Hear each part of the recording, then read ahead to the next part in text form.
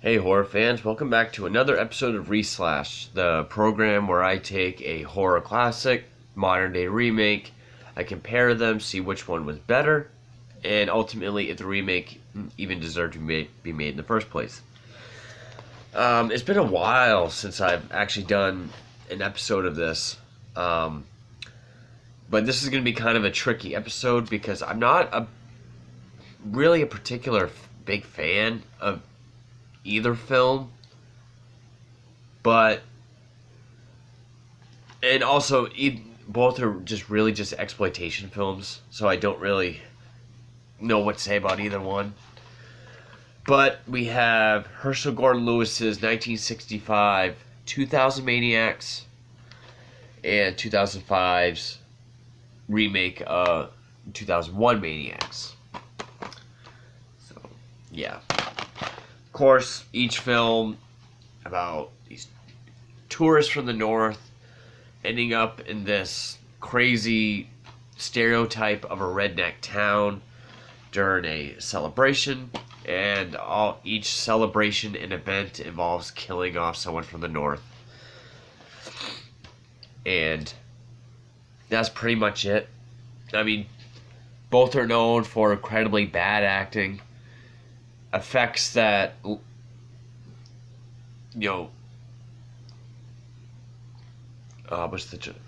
leave a lot to be desired, even though the effects in this have a charm because they are so low budget.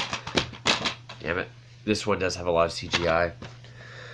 But anyway, let's get down to Reslash. So first off, cast. Well, the only cast member that actually has anything to their name would be Connie Mason, who was just a playmate. And there's no nudity in this film, so I'm guessing she actually wanted to try acting. But to be honest, I don't even know which one she was, and there wasn't really anyone from this film I liked. Same with this movie, but at least this one, it had Robert Englund, it had Lynn Shay. You had appearances by a Giuseppe Andrews, Eli Roth, and Travis Tritt. Which, Travis Tritt isn't even an actor, he's a country singer, but I would say, of all the people that actually act throughout the film, Robert Englund and Lynn Shay were the only ones that I didn't completely hate or find annoying. They were the only ones that didn't have such an over-the-top southern accent that was annoying. So I guess cast would go to this film. The effects, well, this one, okay. It does have that really thick, vibrantly red paint kind of blood that you see in a lot of 60s films and later on Italian films. This one does have more gore, but it also has CGI. So even though it has a little bit of scenes of well-done practical effects, the CG it has is just absolutely fucking terrible and obvious.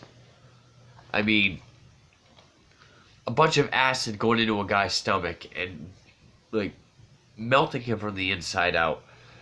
Yeah, we get to see his guts, but when we're seeing everything fall through the bed that he's laying on, CGI.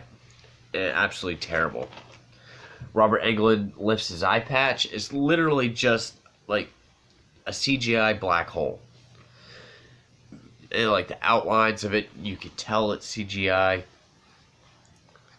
The end when the two people are on a motorcycle going down the road and the barbed wire goes through, and we just see the slit just appearing in CGI.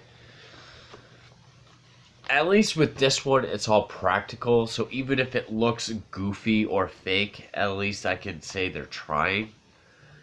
And Herschell Gordon Lewis and David Friedman were known to just go to butcher shops and just collect scraps, so I guess that's more of an effort. So I have to give effects to this. Atmosphere. There's no atmosphere in either one. This one was filmed in an actual town, I guess, with its actual residents playing background people. This one was just kind of out in the woods with some 1800s looking barns and houses.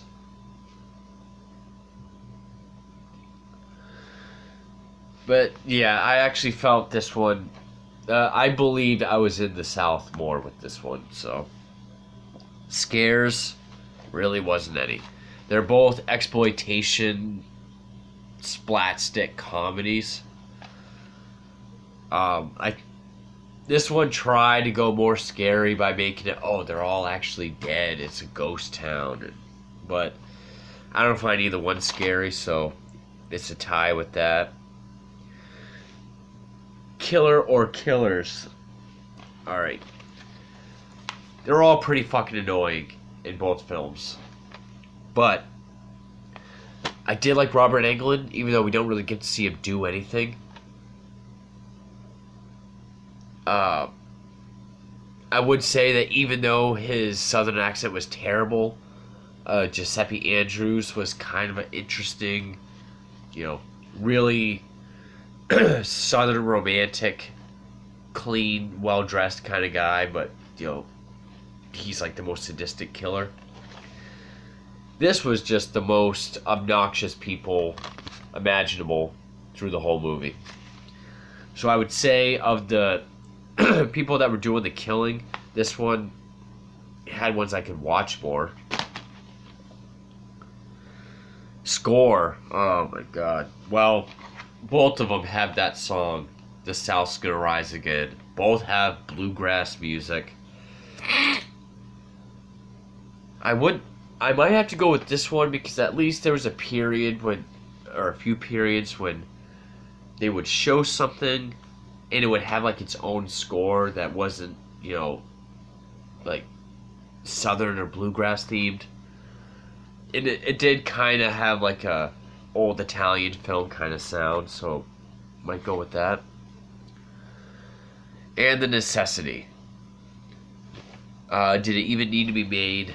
I would say movies like this should be remade. Okay. If we're going to do remakes at all, we absolutely have to do a remake. We need more remakes in Hollywood. If that's the case, why not do more movies like this? Instead of taking, the very top shelf of popular horror films that everyone already knows, everyone likes. Why not go for some of the cheaper, lesser, B movies that people kind of forgotten about? I would give it, I kind of sympathize with it more that way.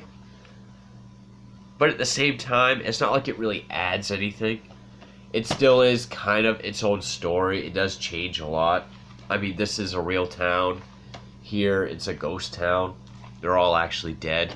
Like a stupid Shyamalan twist.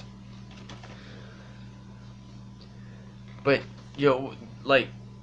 why don't we remake more movies like, I don't know, just old, that's why they were successful in the 80s. 80s horror remakes were from 50s B movies. The Thing, The Fly, The Blob. And, it did what a remake should do. It enhanced the effects. It got better acting, got better production. With usual remakes, it's just to cash in on the money. They don't give a shit about any of that. But I would say, at least it remade an older, lesser-known film. I can give it that, but I know I ranted on this film. This episode of Reslash sounds like I'm ranting. It sounds like I ranted on this. I didn't really rant on it. I can't really rant on a Herschell Gordon Lewis film. I don't know why, but, because I know they're meant to be silly. I don't know what I'm going on about at this point, but if this movie was never made, would it have really made a difference? And, you know, it's not the first remake of a Herschell Gordon Lewis film, because there's one of Wizard of Gore, too, that came out, I think, the following year, which I don't have, so I won't be doing that anytime soon. But anyway, I haven't done an episode in a while, so I'm kind of out of my groove. But anyway, that was this episode of Reslashed, 2000 Maniacs, 1965, 2005. Anyway, thank you for watching.